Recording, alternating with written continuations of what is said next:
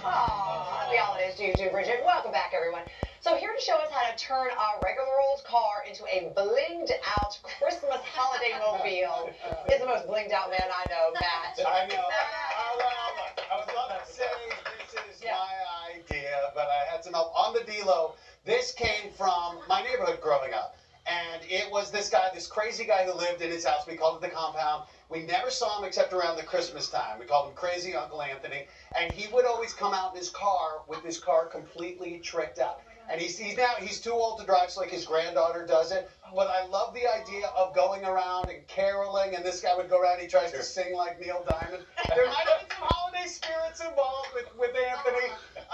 But I love the way it captured the Christmas spirit in the neighborhood. So this inspired me. So what's the general rules when one approaches this concept? This actually is very serious. You can see this car is decked out. And we had an officer growing up, Officer Maresca. Everybody had a cop who was hard on them. Yeah. And this guy, there are just some certain rules of the road. You want to be safe. So this car is not street worthy, particularly with these packages. But the main thing is lights. Do not have flashing lights. Don't have red lights in front that signals an emergency vehicle. Okay. Don't have white lights in back. Otherwise, you're going to end up in hot water. You want to do this in a safe space. So this is the kind of thing you do just in your cul-de-sac, in your neighborhood, if you really go all in. But check with your local law enforcement. Correct. You actually call them, because they're in the festive spirit. Right, Even Officer Maresca would crack a smile every now and again when he wasn't putting you in handcuffs. This might be on the Christmas light tour. Right. Yeah. No. Okay, so this really is like a wonderland. Where do we even begin? It is. So let's start with the wheels. All this is simple cardstock here,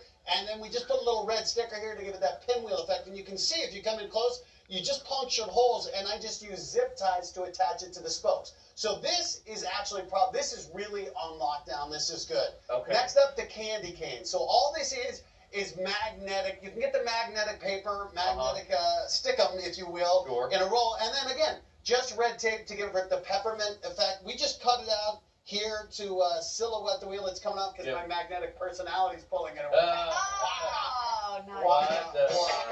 Let that be your welcome for my jokes. And then next up, and I asked my German sister-in-law, I believe they're called Vossrich. I always spit when I say that. But it's elves. It's little elves. And if you go on the website, I have this up here. You can download them.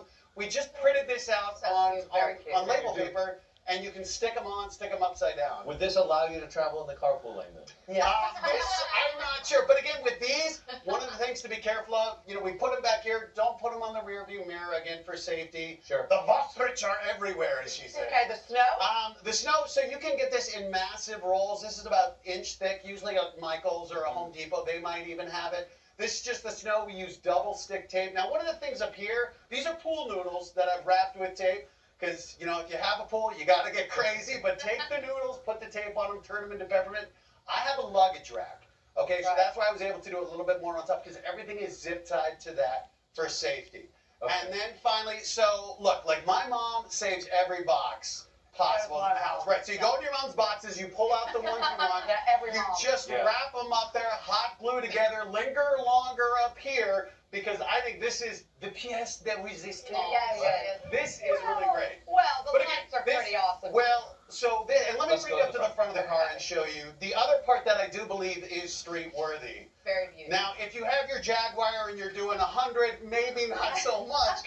But for a car, this is something that's zip tied, and some of those ride service cars would have the mustaches. So this is just a battery-powered wreath right here. It's zip tied on very securely. So this is nice. But as for these lights, you can see I used a little Scotch tape, and then you can see what I did. We've got some footage here of me putting it on. So all these are little suction cup hooks, and I've suctioned them on there, and then you run the wire over. Now, here's what's really important. Use a zip tie. Again, you want to secure these lights on, even if you're driving slow, just for safety's sake. The zip ties, you can cut them off, make them virtually invisible. Now, here I am getting inside the car, and that's a converter. So if you just have a cigarette lighter, it'll convert the light of the 12 volt into 110, plug it in, and then all of a sudden you've got power, and as they say, let there be light. Well, what I like about this is you say this is something you can drive just around your neighborhood. Yeah, right. You're not exceeding. No. And, I mean, like, look at this is double stick. This is really just for fun in the neighborhood. You go around your compound. Go own house, go caroling. Go right.